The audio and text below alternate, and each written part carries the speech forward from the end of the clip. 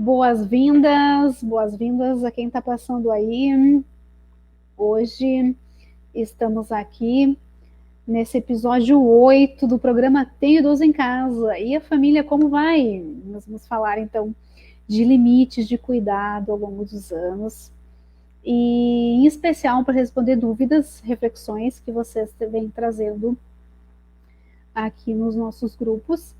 E passa também por questões de questionar, refletir sobre o papel das mulheres, o quanto que sim, muitas vezes, e é uma realidade do envelhecimento, que o cuidado é sempre, em sua maioria, deixado às mulheres, maioria, que tem sim homens, prestando cuidado, mas o papel da mulher ele é sempre vendido pela sociedade como necessário, que ela é quem cuida dos filhos, depois dos pais, dos sogros, né?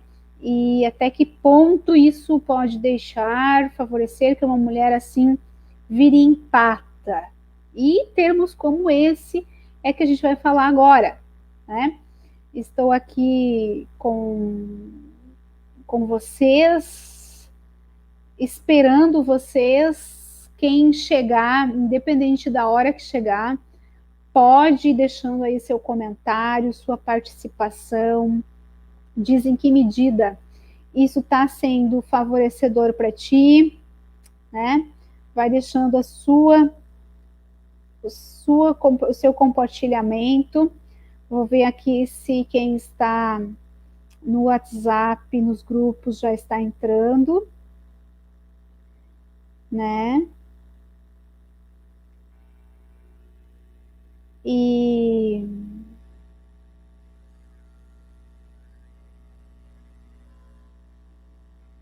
aí logo a gente começa. Na verdade, tem quem já deixou suas perguntas, né? Vamos às perguntas. Nossa, a noite de hoje vai dar o que falar, né?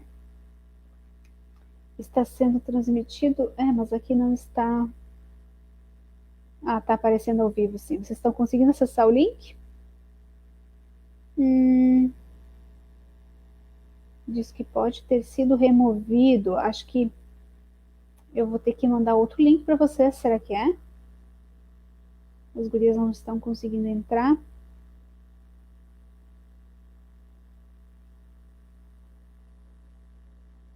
Mas aqui aparece ao vivo, gente. Vocês conseguem ver? Eu vou copiar o link e mandar para vocês novamente, tá? Vamos ver.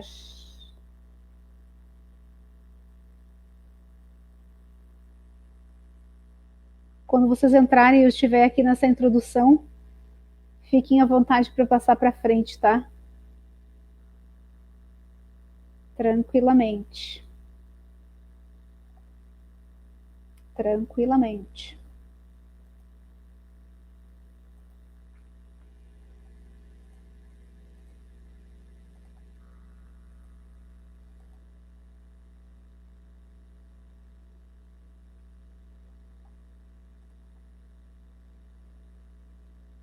Olá. Testando, testando, o som tá bom? Tá tranquilo? Vamos começar então.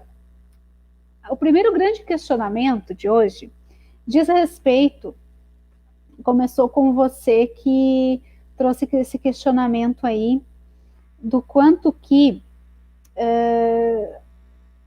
vem se deparando com questionamentos como, não vou falar aqui os nomes, tá? Mas acho que só inicial, né, para não identificar, mas poder estar compartilhando com vocês alguns das reflexões que podem ajudar aí na convivência em família, tá? Então, começando aqui, Gi, geralmente essa é uma questão bem peculiar, né? O quanto que se permite estar convivendo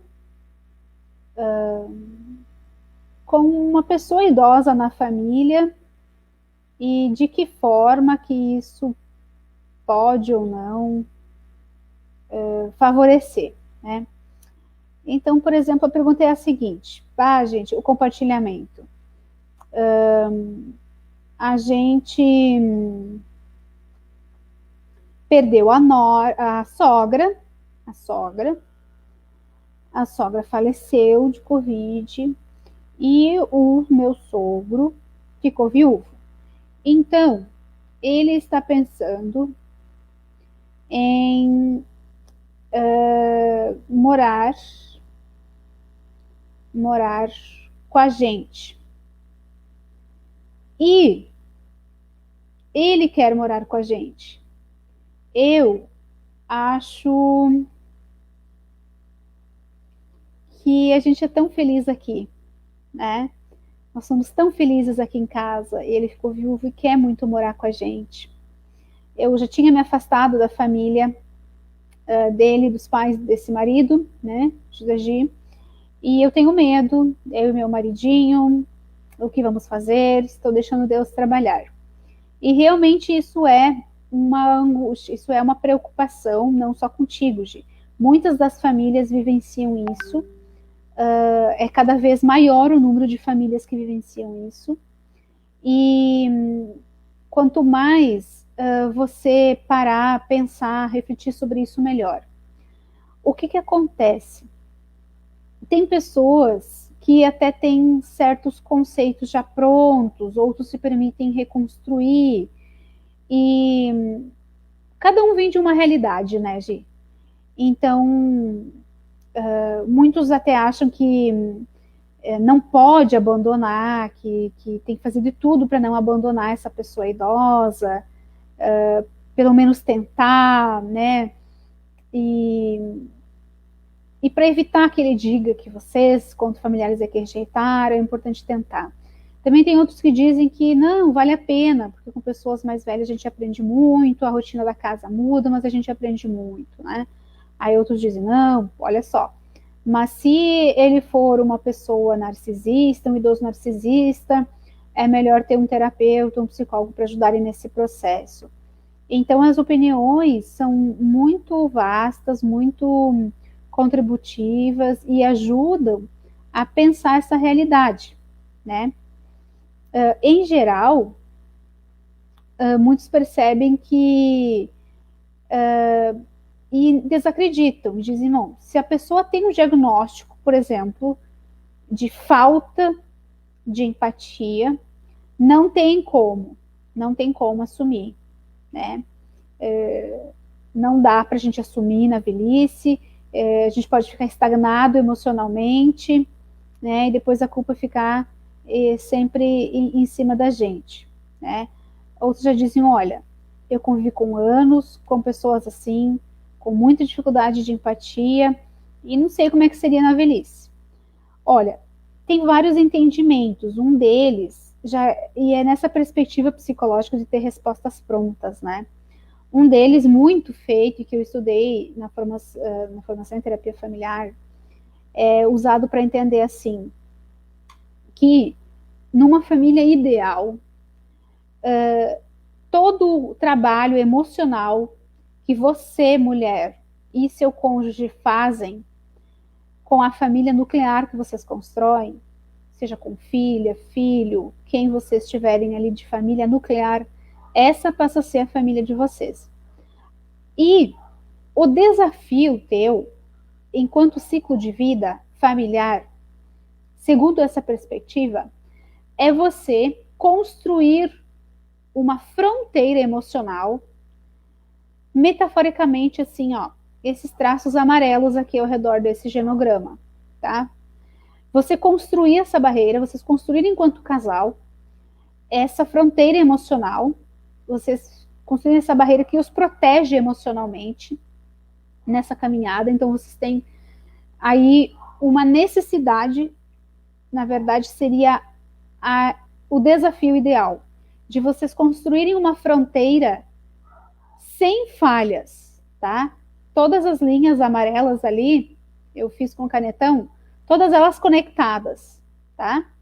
Claro que exige uma flexibilidade nessas fronteiras. Por exemplo, que aqui tenha uma flexibilidade para entrar alguém nesse sistema, nessa família nuclear, em 2 momentos. Na adolescência dos filhos, porque esses filhos vão começar a trazer amigos, amigas, namorados, enfim, convivência maior. Então, esse sistema precisa ser forte, sólido, mas não rígido, a ponto de não permitir que mais pessoas entrem nesse sistema na adolescência. E depois passa fortalecido, esse sistema voltaria a se fortalecer, né? Aí cada filho com a sua família nuclear. E qual seria o segundo momento, Juliana, que essas fronteiras precisariam estar flexíveis para receber novos membros?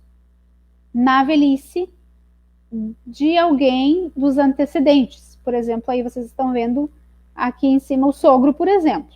Teu caso, né, Gi?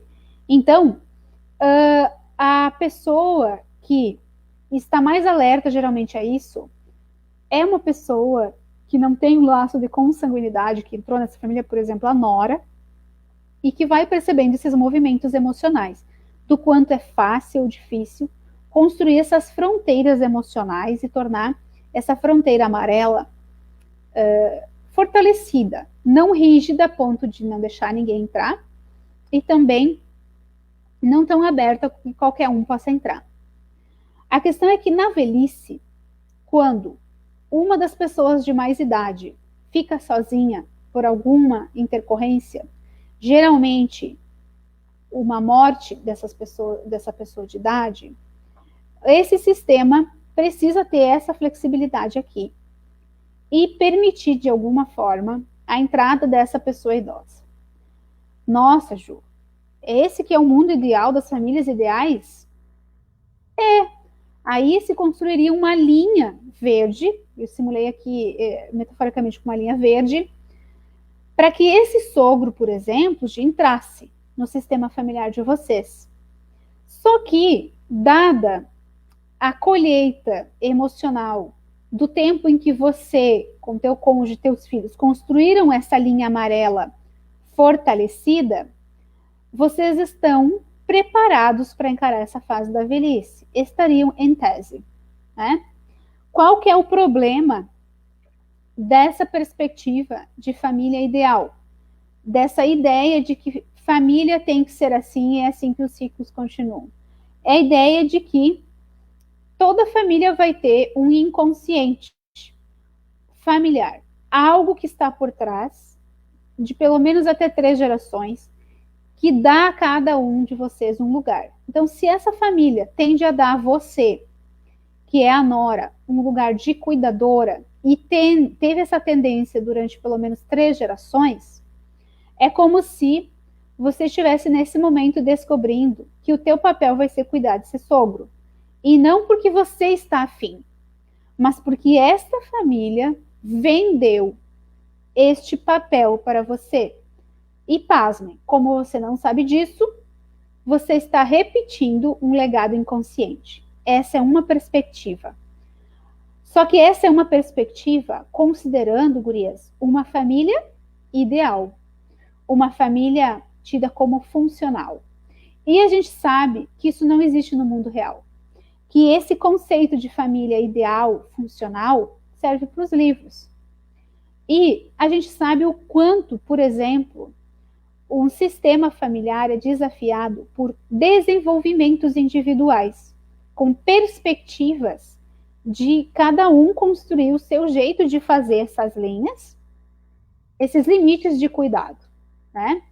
E a gente sabe muitas vezes o quanto que é realidade que muitas noras, mulheres, né, elas se debruçam a vida toda sobre cuidar, cuidar, cuidar e cuidar.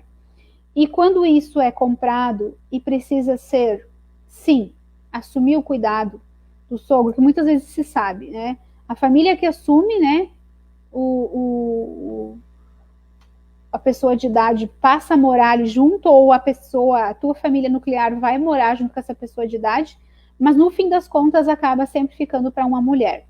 E geralmente, se a relação dessa nora com o sogro ou a sogra não tem uma relação emocional muito favorável, sobra para uma das netas vir fazer esse trabalho.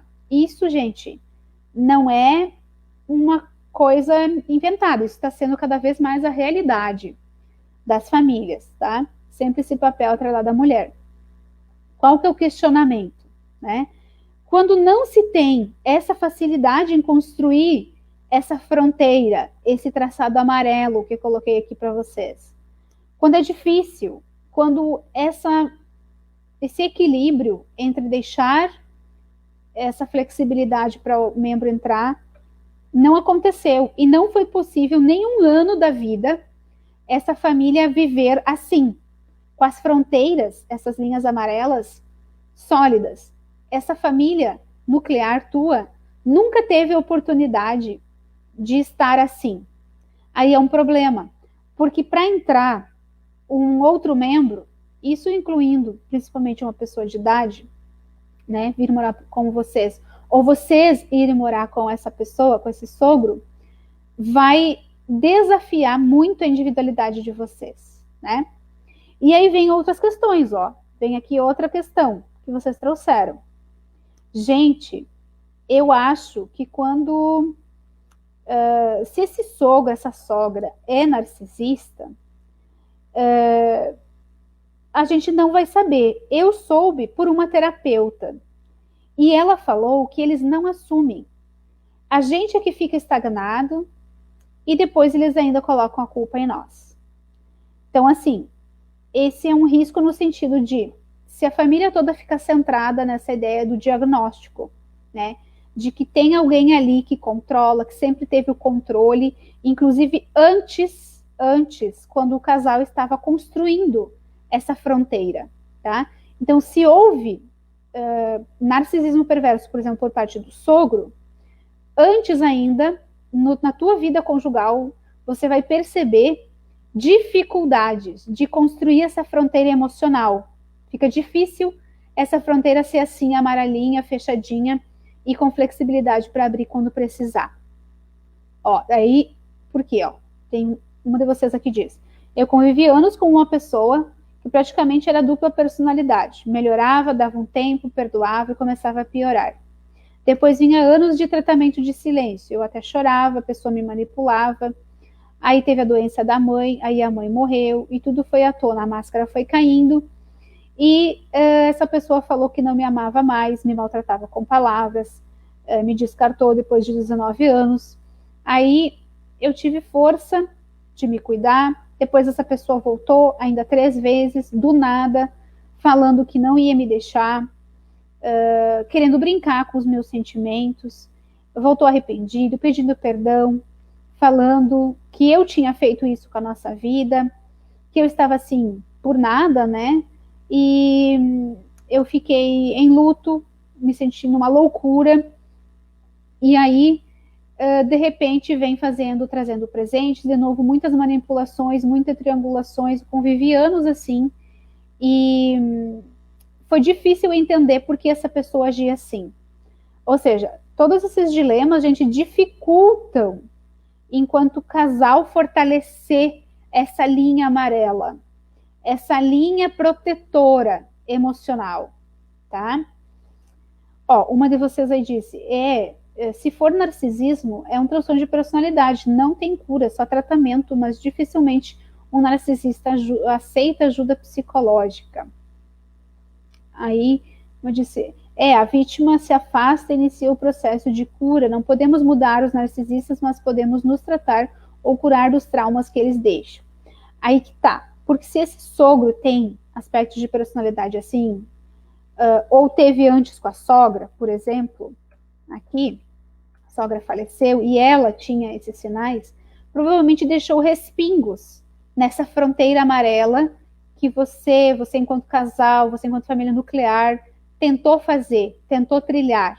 É difícil que um membro tenha alguma psicopatologia assim séria e não respingue em todo o sistema. Exige muito de ti como pessoa se fortalecer e ampliar o seu entendimento disso. sem esse entendimento, pode piorar. Ó, tem muitas que, ó, eu tentei contato zero, você pode tentar contato zero, né? Romper, não querer mais nem ver a família do cônjuge, não ter mais contato. Eu sei, eu presenciei as maldades dele com a mãe, que é um sogro, né? Com a mãe, o pai com a mãe. E hoje tenho que me curar dessa droga humana. E foram anos, uma pessoa assim na família, com os outros, é difícil. Essas maldades duraram décadas. E isso muda muito a história de cada pessoa, né? E faz cada uma pensar como que se sente diante de um sistema assim. Outra de vocês disse, olha, eu me sinto enganada por todos esses anos de manipulação e maus tratos. São anos perdidos mesmo, de mentira. Mas nunca é tarde para recomeçar. Recomeçar outra vida. Aí é que tá. Porque se você for ter mais essa função de cuidar do sogro, de cuidar da sogra, é como se muitas vezes você sentisse que a tua vida não pudesse recomeçar. Muitos da meia idade, como você está, podem pensar que, assim, com a saída dos filhos aqui depois da adolescência, sente essa necessidade, é natural, de viver a sua vida, porque afinal você passou a vida cuidando dos teus filhos. E de repente você é solicitada para cuidar de um sogro, de uma sogra. Eu estou tomando aqui o exemplo de cuidar de um sogro, de uma sogra, como um exemplo, tá? Mas tem tantos outros que podem atrapalhar as suas decisões do que é que você vai fazer nessa fase da tua vida em que os filhos estão encaminhados. Geralmente você pode estar vivendo um ninho vazio, e o que chamam de ninho vazio, né? E muitas vezes vem essa necessidade de contemplar e incluir uma pessoa de idade ali na família. Então, muitas de vocês vêm aqui trazendo perguntas sobre isso, né, para ajudar a entender. Um dos entendimentos, gente, é isso. E às vezes você pode se dar conta disso só na hora em que você foi solicitada, ou solicitada, geralmente solicitada, né? Você como filha, como nora, foi solicitada para cuidar desse sogro, ou dessa sogra, ou até pai e mãe idosos, né? Que eu estou falando desse exemplo, partindo desse exemplo, né? E aí algumas perguntas podem ficar à tona para ti, porque como vai mexer na rotina, você sabe que pode mexer na rotina, você pode se perguntar assim, mas a minha rotina já era mexida, mesmo que a gente não morava na mesma casa. Ok, mas em que medida isso, de alguma forma, roubou a sua agenda? De alguma forma, isso fez com que você se debruçasse muito mais com essa pessoa de idade do que com você. E aí tem certos movimentos, assim, que você pode achar estranho. Por exemplo, uma de vocês aqui pergunta: por que que uma mãe narcisista sempre nos dá presentes pano de prato e toalha de mesa? Eu não uso nada disso, né? Ou seja, geralmente são perguntas que acabam fazendo você refletir, né? A outra diz, olha, a minha fez tanta ruindade comigo que escondeu de mim durante 37 anos que eu era filha de outro homem. E só me contou porque o meu pai biológico estava morrendo de câncer e pediu para me conhecer. Então, às vezes são dilemas familiares que machucam muito a individualidade.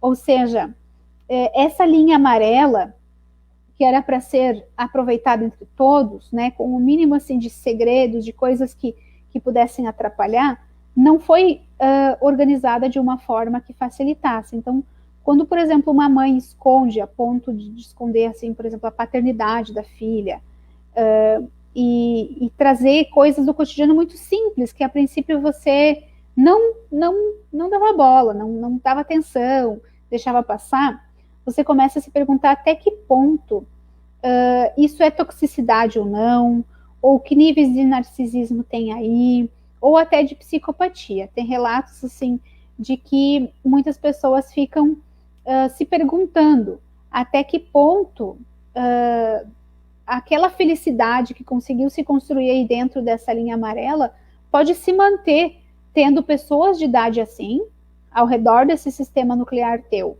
É como se esse teu sistema nuclear ficasse um tanto ameaçado, né? Então, muitas de vocês vêm falando assim, ó, do quanto que tem necessidade de pensar que nessa nova fase, e assim serve para outras também, vou colocar aqui como exemplo, volto a dizer, né? Essas pessoas que de alguma forma precisam ser ajudadas, é como se fosse um retorno do ciclo de suporte familiar. Mas se elas não prestaram o suporte familiar, de alguma forma, você, teu cônjuge, pode se sentir emocionalmente não capacitado para devolver esse suporte familiar, para que esse ciclo de suporte aconteça. E partindo do pressuposto assim, ó, de que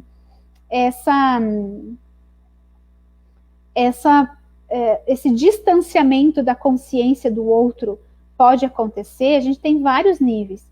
E se acontecer, por exemplo, assim, um nível extremo, por exemplo, um exemplo é a psicopatia, né? Foi muito estudado, inclusive, pelo Hauck Filho, né? Meu professor do doutorado. Adoro ele e os estudos dele, no sentido assim, enquanto um pesquisador exímio, com muita fidedignidade e confiabilidade, vem comprovando assim, ó, que quando a pessoa está extremamente distanciada desse cuidado humanizado, né, não cuidou e exige que seja cuidada na velhice, por exemplo, pode contemplar sim níveis de psicopatia. E ele comprovou que para ser caracterizado um nível assim tão distanciado de humanidade, teria que ter pelo menos essas 3 características, né? Ou seja, a psicopatia, o narcisismo e o maquiavelismo. Ou seja, é uma certa frieza, emocionalmente falando, são pessoas tidas como sem coração, no sentido de que realmente não se afetam em nada, não sentem dó, pena, remorso, culpa, nada disso. Eu não estou falando de pessoas que são taxadas como frias, porque às vezes quem tem traços de psicopatia, narcisismo, acaba alegando que o outro tem na família. É uma estratégia de manipulação. Então isso cabe muito a você, por exemplo, Nora, que está aí, ter autoconhecimento, ter acesso a lives como essa, participar de grupos como os que a gente tem aqui, para estar por dentro disso, porque senão tudo que a pessoa que manipula vender, você vai comprar. Outro ponto é o narcisismo, não é o narcisismo da personalidade narcisista perversa, é o narcisismo como uma necessidade de olhar só para o seu ego, né? Só para as suas coisas, não conseguir olhar para as necessidades da Nora, não conseguir perceber assim que a Nora tem também a vida dela, que não pode exigir que a Nora fique ali o tempo todo em função dele, né? Não. E maquiavelismo, ou seja, tudo é feito de uma forma premeditada, tudo é feito focado no fim e não no meio, tá? Eu vou fazer com que a minha nora cuide de mim. Não me importa como, se ela tiver mal, se ela tiver em depressão, se for pagando ela como cuidadora ou não, não me interessa. Esse é um sinal de maquiavelismo. Eu vou ser cuidado e pronto. É uma obrigação, é um fim que a pessoa idosa exige. Aí você, enquanto nora familiar, fica alvo dessa característica, maquiavelismo, tá? E o que acontece? Por que isso realmente faz a diferença nos cuidados ao longo dos anos? Porque o risco é grande se tem essa exigência, né, de uma pessoa psicopata que está num extremo de falta de empatia, falta de consciência, o sistema se retroalimenta se do outro lado tem uma pessoa, seja ela nora, filho, filha, neta, neto, que seja empata. E aí uma das coisas que vocês trouxeram aqui também como pergunta, né? Por exemplo, olha, eu fiquei tanto em distanciamento que eu tenho medo de me envolver com outra pessoa. Claro, geralmente quando você experiencia uma relação com uma pessoa assim, com tão baixo nível de consciência como um psicopata, um narcisista perverso, você se desacredita. O grande problema é esse, que a tua identidade, o teu ser, é todo colocado em xeque. Então você teme se envolver com outra pessoa, porque é como se as bases de referência tua, né, a tua lógica de valores, não existisse mais. De alguma forma ela ficou destroçada, toda atrapalhada por uma pessoa com um baixo nível de consciência, né? O que acontece é que tem sempre que se pensar em que medida você está pensando em se livrar disso, como se defender disso, né? Então, geralmente, quando é uma pessoa assim, com baixo nível de consciência, do tipo psicopata, ela geralmente vai ter ali naquela família algum nível de violência física, tá? Quando é narcisismo perverso, aí tem muita coisa ligada à imagem, né? Muita preocupação assim, o que os outros vão dizer se vocês me deixarem morando sozinho. É uma pessoa assim que está muito mais preocupada com o que os outros vão dizer do que com o que você, enquanto nora, familiar, se organizou para disponibilizar e escolheu cuidar dessa pessoa de idade. E também tem outro ponto aí que vocês trouxeram. Não sei se vocês estão conseguindo ver. Podem ir comentando aí nos comentários. Porque aí um dos problemas de não se resolver isso, não ter claro esses níveis, em que medida eu estou pensando tanto nessa pessoa de idade a ponto de esquecer de mim, a ponto de ser uma empata. Empata é isso, não é a pessoa que usa demais a empatia, é uma pessoa que abusa da empatia. Ela se coloca no lugar do outro e fica no lugar do outro a ponto de se responsabilizar pelo que não é dela. Então, você está no nível de empata, onde está num extremo dessa linha contínua, né?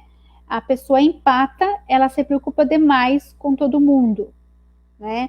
Inclusive fica querendo adivinhar o que a outra pessoa está pensando, sempre muito preocupada com o bem-estar de todos a ponto de esquecer dela. E a psicopata é o outro oposto. Ela não está nem aí, ela não se preocupa nem um pouco com o bem-estar do outro, né? Com como que está sendo para o outro. Pode simular que se preocupa, né? Mas não está. Quando eu fiz o treinamento com o Sam Vaknin, ele até contava.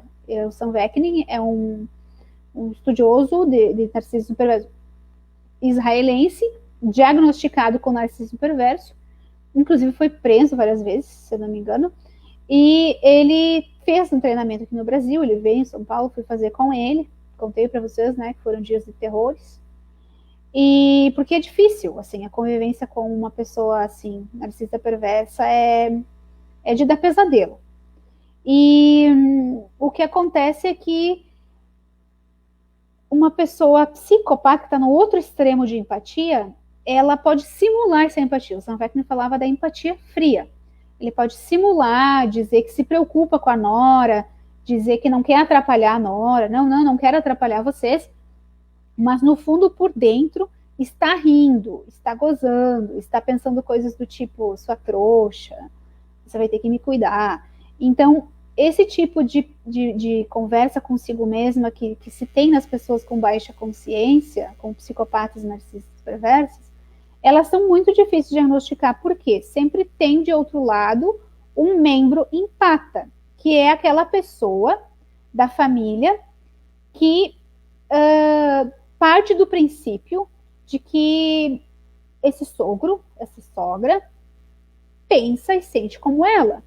Então não para pensar e dizer, não, peraí, será que essa concepção de cuidar que ele tem é a que eu tenho? Né? Porque aí essa pessoa que tem um nível de consciência baixa vai começar a fazer exigências muito fortes, né? E aí, gente, muitas mulheres estão percebendo disso, do peso que tem assumir essa responsabilidade, das habilidades que se exige socialmente de que uma cuidadora familiar tenha, e do quanto que não está comprando essa, né? Esse papel ter que, de novo, estar ali em função de outra pessoa e que ela não está afim, que ela não escolheu, né? Então, a pessoa empata, geralmente, ela se preocupa muito em não estar atrapalhando os outros, se está sendo controladora ou não, né? A psicopata não. A psicopata não está nem aí e ela tem certeza de que tudo que ela faz é pelo bem da família e que é pelo bem-estar e sempre é com as melhores das intenções. Então, a pessoa psicopata narcisista perversa, ela não se dá conta e sempre usa como eu tenho uma boa intenção essa ideia de atropelar essas fronteiras aqui que eu falei para vocês, essas linhas amarelas.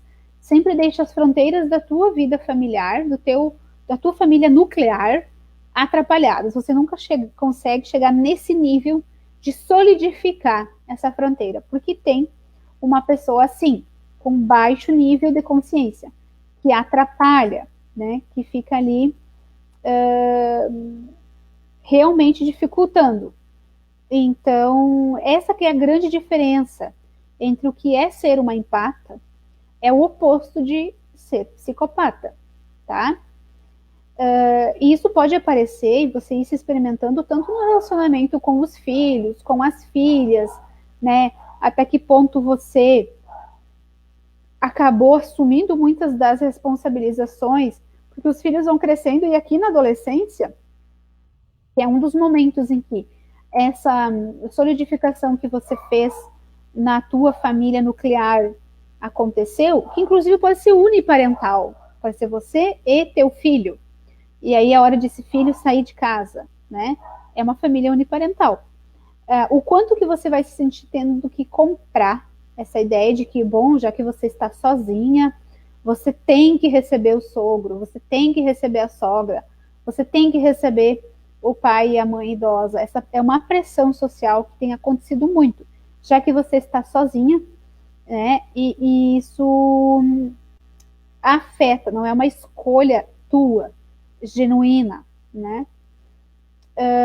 E como vocês perguntou, empata então pode ser algo nocivo? Qual que é o termo que se usa entre empata e psicopata? Pois é, ambos, tanto empata como psicopata, são nocivos. O que se usa como termo foi trazido por Rogers, né? 1933 foi o ano que ele trouxe comprovações de como que isso poderia ser trabalhado em terapia, mas sem esses conceitos diagnosticistas, centrando na pessoa e não nos diagnósticos. E o quanto que essa pessoa com um grau de consciência ótimo, né? Uma pessoa em funcionamento pleno, ela não estaria como um ideal de pessoa, mas e nem certo ou errado, mas uma pessoa que, se ela está afim e tende, toda pessoa tende à autorrealização. E se ela não tende a se autorrealizar, se ela não tende ao crescimento e à autocompreensão, ela automaticamente está contra a própria natureza humana dela, porque na concepção humanista de Rogers e equipes de cientistas humanistas, a pessoa que não busca se conhecer, crescer, ir atrás de melhorar, ela está contra a própria natureza humana, está distanciada dessa consciência, né? E aí uma de vocês perguntou, mas pode ser treinado para ser empata? Empata geralmente é uma coisa aprendida no meio familiar. Geralmente são mulheres cuidadoras que, primeiro, por uma explicação lá do mundo inconsciente, da sistêmica lá, do McGoldrick, por exemplo, elas foram empurradas pelo sistema familiar para ocuparem um lugar de cuidadora, né? Mas, em geral, esse ambiente acaba favorecendo que a pessoa seja empata porque questiona as próprias verdades, questiona a própria autopercepção dela. Então, cada vez que você se mantém em um ambiente altamente desfavorecedor do teu ser real, da tua essência, mais você tende a ir para um lado ou empata ou psicopata, né? Mais você é forçada a não ser você. Então, se você está tendo que cuidar desse sogro, porque tu tem que mostrar uma imagem de boa cuidadora, isso pode te levar para um extremo. Olha um exemplo bem hollywoodiano, é o filme Joker. Já viram? O filme Joker, ele é um psicopata, né? Ele tem todos os traços de uma psicopatia e ele era um cuidador da mãe idosa. Quem viu aí o filme pode comentar. O que vocês acharam? Coincide com isso, tá? E empata, então ela esquece dela mesma. Por exemplo, o filme O Preço da Traição. É isso? Traição. É uma mulher de meia idade que também ela esquecia dela mesma, inclusive se envolveu com um rapaz, eram golpistas, enfim. Isso é muito comum no sentido de golpes, envolve golpes, estelionatos. Pessoas que são empatas, elas geralmente sofrem estelionatos, golpes e violência intrafamiliar, porque a ela sempre é dado uma ordem, isso construído no ambiente familiar, de que ela não pode ser ela mesma, ela sempre tem que primeiro pensar nas necessidades do outro, depois nas dela. E sim, com o tempo, não pode ser treinado, tá? A Paty perguntou aqui, não pode ser treinado no sentido assim, vamos fazer um curso para deixar de ser empata. Não. Não é uma aprendizagem teórica, só com o cérebro. E ainda mais, assim, se você escolhe um terapeuta humanista, né? Eu, como terapeuta humanista, é essa perspectiva. Não é só a questão de conhecer, de entender racionalmente. Tá, a partir de hoje, então, eu vou ser uma pessoa que não vou mais me preocupar com esse familiar aí, com esse sogro, né? Vou tentar ligar um pouco, foda-se para ele, não me preocupar tanto. Bem desajeitado. Você vai se sentir bem frustrada. Claro que você pode colocar como uma meta, pode ler livros de autoajuda, pode fazer muitas coisas. Mas a questão aí, gente, é experiencial. O que dá para fazer para essa aprendizagem equilibrar esse nível, né, de empatia é em situações experienciais. Que aqui se oferece duas. Grupos de encontro, quando você pode fazer isso num grupo, inclusive fica mais em conta financeiramente, ou individualmente, em terapia humanista. Não tem como fazer esse treinamento. Se tem por aí guru vendendo curso de como ter empatia, sei não, viu? Esses termos, eles estão muito banalizados, estão muito na moda, ainda mais depois da pandemia, né? Eu estou nos grupos que todos dizem ser empata. Porque esse é o conceito de empata, quando a pessoa pensa demais nos outros e não pensa nela, né? Realmente, Juliana, é bom medir em qual nível que se está.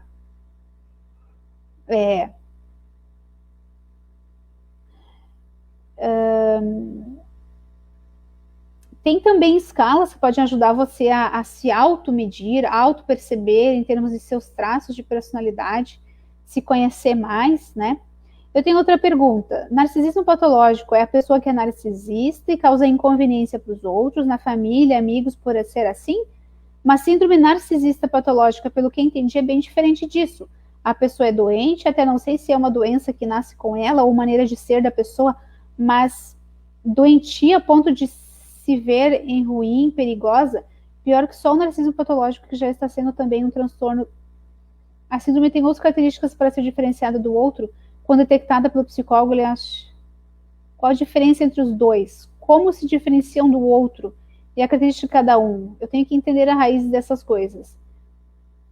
Depois da explicação, ilustra. Ah, tá. Pode ilustrar, viu, Clau? Tranquilamente. É bem esse o nível, Clau, a diferença. Ó, inclusive tem escalas que ajudam você a se autoavaliar nesse sentido, são feitas muitas medidas nesse sentido. Mas pense numa linha contínua entre você ser muito empata, ou seja, você pensa demais nos outros, ou não pensa nada nos outros. Psicopata. Quanto mais escura aqui na linha, mais psicopata. Menos você pensa nos outros, menos consciência da tua natureza humana e da tua necessidade de autorrealização, tá? É quase assim, o Roger diz que chega a ser quase que uma... A pessoa quase nem pensa na sobrevivência da espécie, tá? Ou seja, por isso que então psicopatas matam. E pode sim, está muito ligado ao homicídio intrafamiliar. E o nível, Clau, de você perceber o quanto é um traço narcisista, o quanto é uma personalidade narcisista, é nesse contínuo, é como um espectro.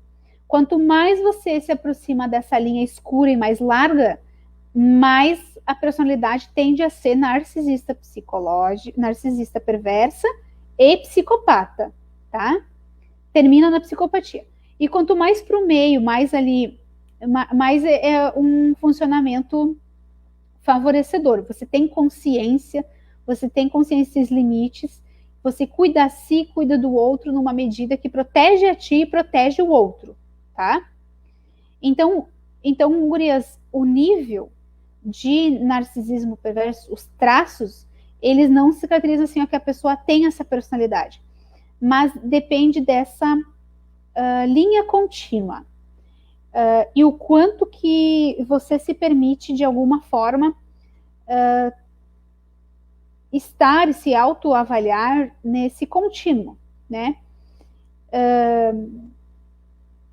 Mais alguma pergunta? Deixa eu ver aqui. Bom, se tiverem mais perguntas, gurias, depois eu respondo, tá? Faço mais outro vídeo e respondo para vocês. Deixo aí uma das minhas frases que eu acredito, uma das coisas do porquê que eu faço isso, né? Eu acredito muito que uma vida longeva implica em pequenas escolhas ao longo dos anos que aproximam você de ser quem se é. Por isso, essa é a missão da marca Envelhecer.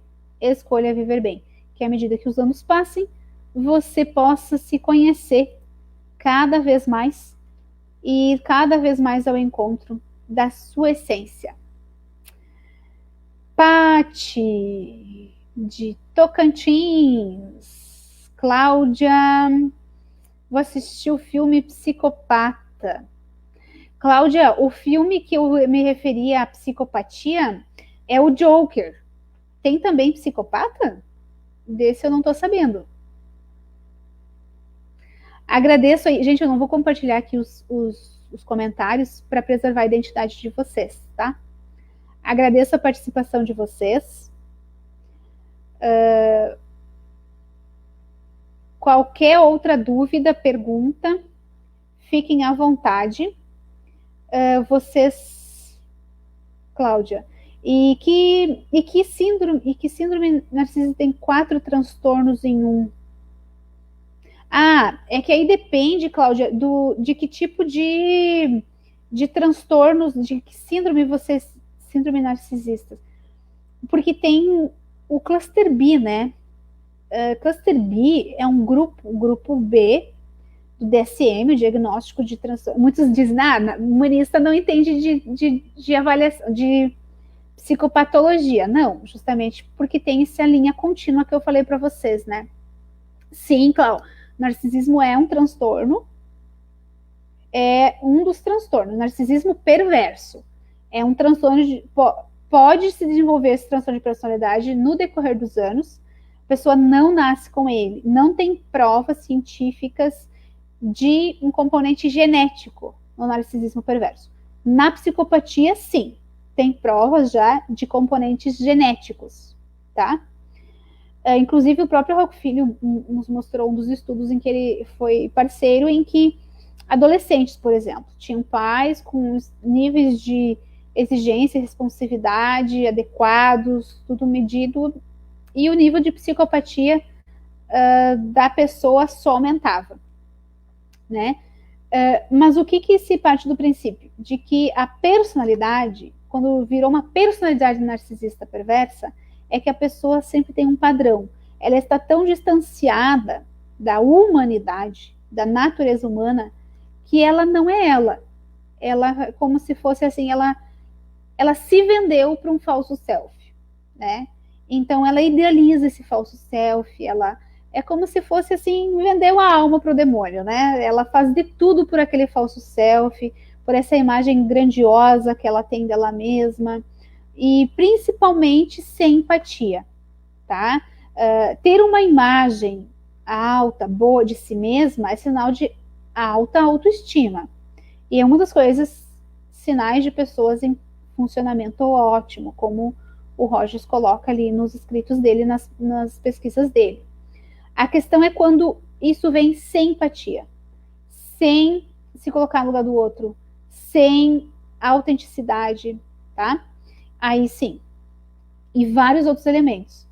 Essa questão de 4 transtornos em um, Cláudia, tem a ver com, acho que tu está se referindo ao grupo de transtornos de cluster B mesmo, que envolve transtornos histriônicos, por exemplo, né?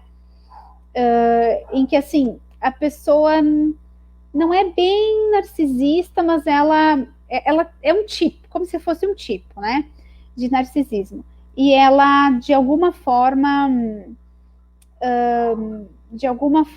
ela tem essa questão com a imagem, uma preocupação exagerada com a imagem, né? Também tem outro tipo de narcisismo que é comumente chamado de oculto. Na literatura é chamado de hipersensível, né? Então é uma pessoa que tem muitos sinais assim de egocentrismo, ou seja, ela só pensa nela.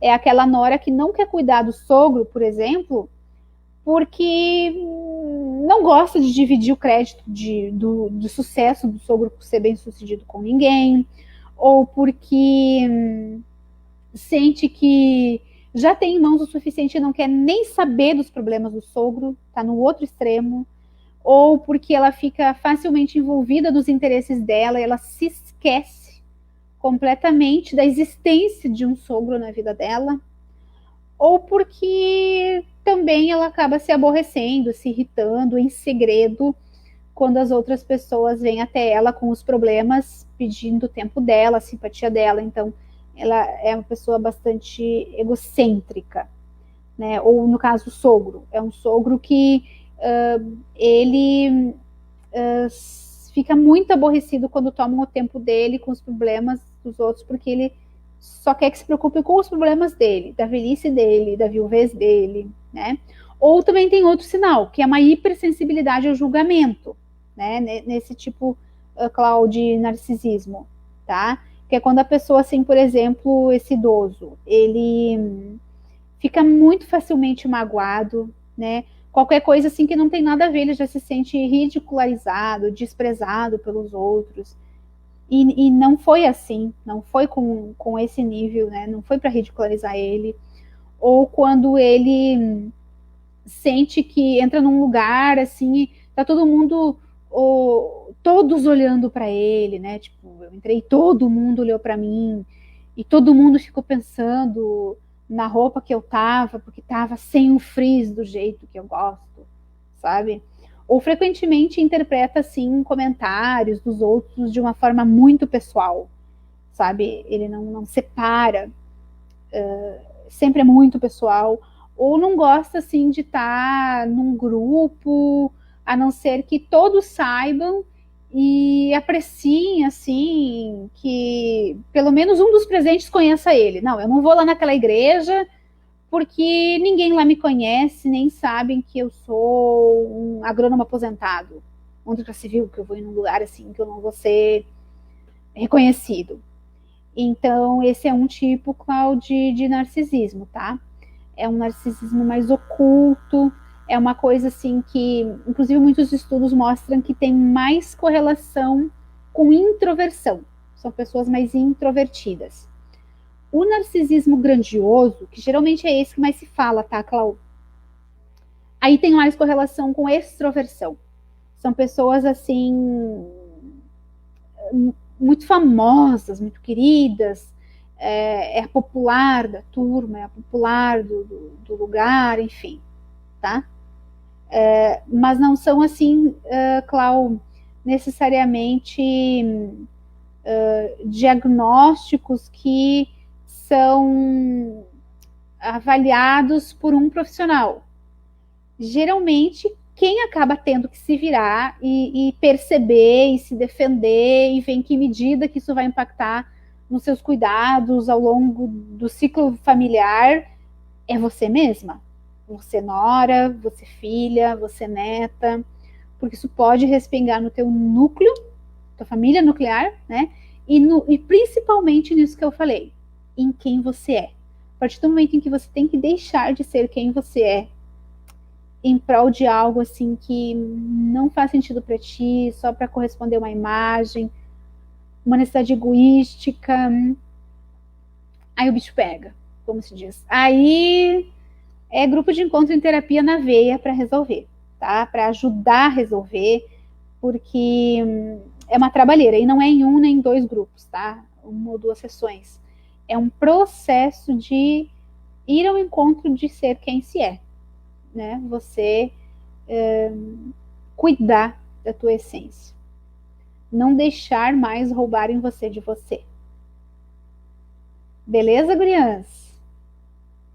Muito bom estar em companhia de vocês. Nossa, já passou uma hora, gente. Vamos ficando por aqui. Até o nosso próximo encontro. Vão colocando aí as perguntas, que eu apareço assim que tiver mais perguntas para uma nova live, tá? Beijo, beijo.